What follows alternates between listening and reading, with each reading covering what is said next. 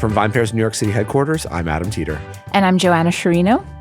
And in Seattle, Washington, I'm Zach Jabal. And this is the VinePair Podcast. So what you been drinking, Joanna? You seemed like raring to go to share. Because I went out. Whoa. Where'd you go? Well, it was my sister-in-law's birthday. So we go out every year for dinner, regardless of the day, with another couple who are their friends. And we went to a new restaurant in the city. And what's that restaurant? It's called Seahorse. And so it's like a seafood focused restaurant. I think it's from the same people as like Lore. Yeah, it got like a lot of... It just opened. It's in right. the W Hotel. Yeah, it's gotten a lot of attention. It was like highly anticipated too. Yeah. We got drinks at the living room like lounge upstairs at the W. It was like kind of a scene, but and the service was terrible, but the cocktails were actually quite good. They had their version of martini. So like they had a vodka martini, they had a gin martini, they had a mezcal martini, and my brother got the mezcal one, I got the gin one, and Evan got the vodka one. They were not like straightforward. They had like other stuff in them, but they were all three very, very good. Like the gin one that I got was more of a Gibson. So it had some like pickled shallot and it had some sherry in it as well. It was really good. Evan's vodka martini was like more lemon forward. I can't remember what else was in there. And then the mezcal one that my brother got had Chirot in it. You know, that aloe. That's the aloe liqueur. It was really good. I was like very impressed because there was like a DJ playing, you know, like in this big lounge room with these massive ceilings. Anyway, so that was really good. And then we went to the restaurant downstairs and Evan got their like house Seahorse martini. That was also very good. And we got a bottle of their Sancerre, like their by the glass Sancerre that we got. The by the glass was $28. That's insane. And then we were like, it wasn't on the bottle list, so we were like, how much is the bottle? Like, we want to get a bottle of the by the glass Sancerre. Like, how much is the bottle? And the server was like, it's just like 5 times the glass price. And we were like, okay. Wow. I've never had somebody like actually tell me that that's how they do their pricing. That's crazy. So it was $140 for the bottle. That's also horrible hospitality. I mean, he was actually quite a good server. It was a rocky ride. Yeah. The whole thing, but he was a good server anyway.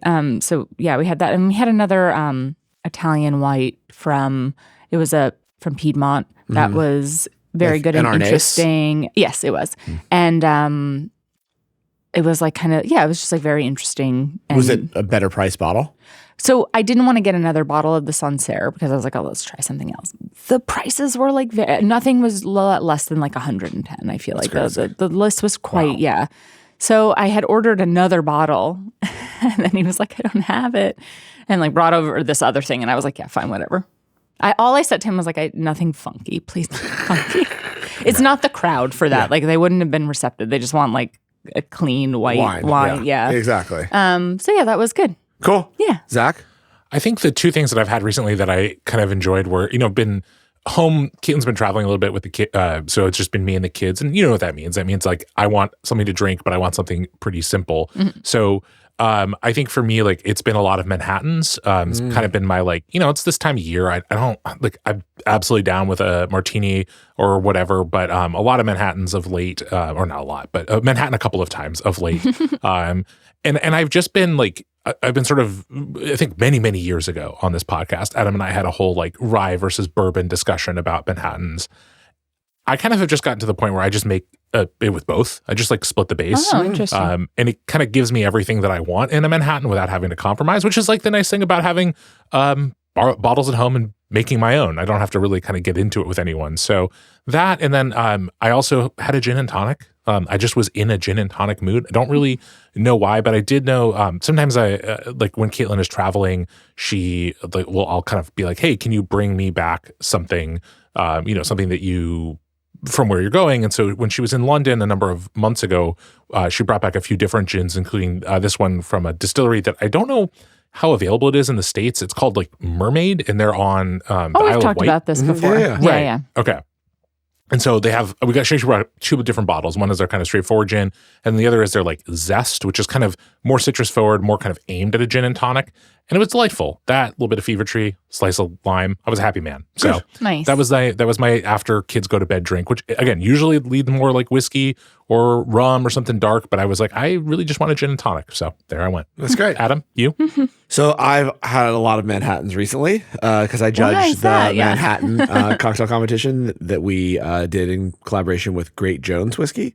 And it was fascinating to see how a lot of these bartenders like interpret the Manhattan. And they're supposed to sort of like, the brief was create a Manhattan that also is an ode to New York in a way, right? Because it's Manhattan. They're a distillery based in Manhattan, owned by Proximo, but on Broadway, like it's full distillery. It's kind of insane. And they were all really interesting. You know, I learned that I don't really like a cloying Manhattan at all. Mm-hmm. There was one or two very sweet ones.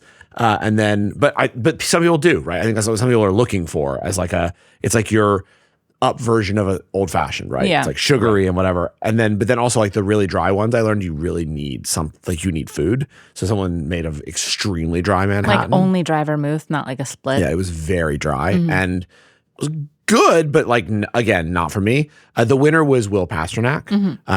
And his Manhattan was just really delicious. It was called the Sleepless Manhattan, and he had coffee liqueur in it and orange liqueur as well. And it just was like, I don't know, delicious. Also lower ABV because he was using the liqueurs. So he brought down how much rye he used. He only used rye. And really well balanced, very like nice, easy sipper. And his whole like premise was like, this is for people that want to be able to have like more than one Manhattan, to be able to go out in Manhattan, the city that never sleeps. It was smart. But there were two different competitors, Zach, who split the base. And I thought it was interesting. And you can see it, like it does. It gives something. One of my second favorite cocktail of the competitors, she did a split base. It's cool. Like I think, and I've been doing that actually too. For as much as I told you, it's only a rye cocktail. Which it is. I have been splitting the base, and especially when I make it for other people, because I think you get some things from bourbon that you just don't have with rye, and it makes it a much more like rounded cocktail that people seem to enjoy. Okay, so for today, we got another question from a loyal listener. She works in the trade, so I'm not going to divulge where she works. She works for a large wine company, and she basically asked me this. She said that the Champagne organization, right? Like their AOC or whatever, has been going around the country recently, having meetings, et cetera, and that they are really pushing again this idea that like their name is protected, right? That people shouldn't be using the word champagne on other wines that might have champagne on it, but on all sorts of things like gummy bears, drinks that don't have alcohol in them. Got it. Colors, products, etc. That like they are champagne. And she was basically asking, I'm paraphrasing her question because it's in my brain, but I'm not reading it. So I apologize to you, listener, if I'm getting this wrong. What's the point of this at this point in time? Like, why are they doing this? And like, is this a waste of everyone's time? And, to kick us off, I'll share my opinion first, which is like, okay, you want to share yours? No, I want to hear. No, please. I'm sure I'm going to agree with it. So you should just go first. I think that in the world of like marketing and luxury products, if you've done a really good job, you're going to have copycats. So you're going to have people that try to create products that look, feel, etc., like your product at a cheaper price, right? Whether it's, there's a whole culture of fashion built on this, right? That's what H&M, Zara basically essentially are, right? But, and that's a sign of success, but that doesn't mean that as the leader of that thing, right? Whether it's Champagne, Louis Vuitton, etc., you don't vigorously fight to protect your own IP and your name. And I think Champagne would be doing a bad job based on all of the notoriety that it's built for itself if it didn't try to vigorously pursue copycats. That is part of the world of luxury marketing. That's what makes it a luxury product, is you try to publicly, even if it's not effective, to call out that this is not real. Like that's part of your business model. And like the smart companies and brands build that in, right? You know people are going to copy you, and you know for the most part that you're not going to be able to stop a lot of these things. Right. A lot of like the stuff that's like made overseas and other places, but you have to at least give the sort of appearance that you are fighting to protect what you've created. Because if not, the perception in value, I think, comes down. Yeah. It's like, well, if Champagne's not going to fight to protect champagne as champagne and the word champagne, then the power of champagne and the value of champagne lessens. Right? Because then it's like, well, then anything can be called champagne. So like, why would I pay the $150, the $200, et cetera? That is most of luxury products is the air of luxury and the protection of that luxury. You could probably, you can tell me, and most people have, right? They've had sparkling wines from other places that are just as good, if not better, than champagnes. But champagne is champagne. And that is because they've for such a long time been the ultimate luxury wine. Yeah. And so they have to fight to protect it.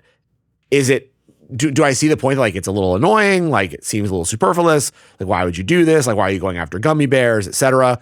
A little, but I'm also like, whatever. I get it. I totally get it. Louis Vuitton's not going to let you make Louis Vuitton chocolate, or, Prada wouldn't let you all of a sudden start creating like Prada pasta. Like, they're going to protect their brand. Yeah. And champagne is a brand, and is what it is. I think that... Do you agree? I do agree to a certain extent. I think that it's a particular case with champagne because I think so, as we've talked about before on the podcast, that so many people actually don't get it, right? They think champagne...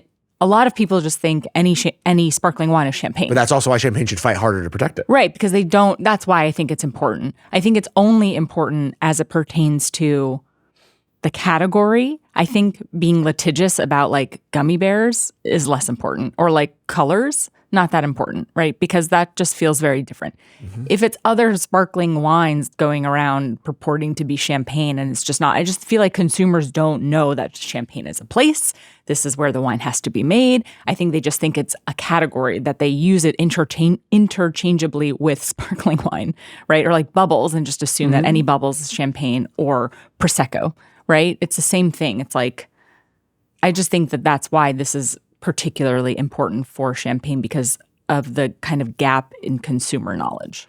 Right. There's like a blessing and a curse of being that widely known in some sense without necessarily a lot of specificity behind how most people in the sort of world know the product. So yeah, the name champagne, or the sort of vague idea of it, people associate with celebrations, something in a flute, it's sparkling wine. But yeah, how many people could define it, not even totally correctly, but just even say like it is a French wine that comes from a specific part of France or whatever. I agree that is a relatively small percentage of the people who know the term. I also kind of agree that, to me, like, it makes more sense to be more aggressive pursuing the intellectual property or whatever when you're in the same ballpark. Yeah. So other wines, absolutely. NA products that are intended to mimic wine, absolutely. Maybe even foodstuffs, I can kind of get there a little bit because, like, again, if someone says they're selling champagne gummy bears, is the implication that they have champagne in them? Yeah. Yep. That's maybe a little bit like, I can understand why they would be a little hesitant, because there is something about, the ubiquity of it devaluing it if you're trying to position it as a luxury product. But I also think that one of the areas where this is sort of complicated and confusing is even within champagne itself, you have this sort of attempt to have it a little bit both ways, where there's this attempt for like champagne to connote a degree of luxury and, this kind of this air of sophistication, this ultimate thing. And yet, like, I can go buy Kirkland Signature champagne, and it's actually pretty good. But like, there is a little bit of a disconnect within the producers themselves, because again, they operate at lots of different scales. They produce lots of different bottles, some of which are, extremely expensive, highly sought after, some of which are relatively affordable and relatively widely available. And so even there, I think you get at some of the kind of inherent tension where, in a way that is different, I think, from what something like a clothing brand, Louis Vuitton, obviously is part of a much larger company, but fundamentally, like it is not, they're not selling, the idea of all high fashion or, Prada isn't all Italian luxury goods. It's like a specific brand and they can make very strategic decisions about what they put out under that brand. And Champagne as an organization, as a place, has to a little bit deal with the fact that you're going to have people within the region, producers within the region, growers in the region who want to do different things. Some who might want to sell a shitload of champagne to Costco and let them label it as Kirkland Signature. And some people who want to make, a very small amount from a very prestigious single vineyard or single village and, appellate it as Grand Cru and sell it for a lot of money. And so even within the champagne itself, like I think that it's hard sometimes to understand what they all want because there is no unifying vision exactly other than just saying, we don't want anyone else to make a product that they call champagne, except in the places where they, for now at least, can't, they can't stop certain people who have, trade agreements and things like that, kind of prevent some of this legal action that they would like to take. There are very few of them. Yes. To my knowledge. Okay. Let me try to, here's why I think they fight so hard. Okay. So they fight so hard because they do have to fight for the high end, meaning, right? Like that's great that a bunch of people want to go sell grapes to Costco. Yeah.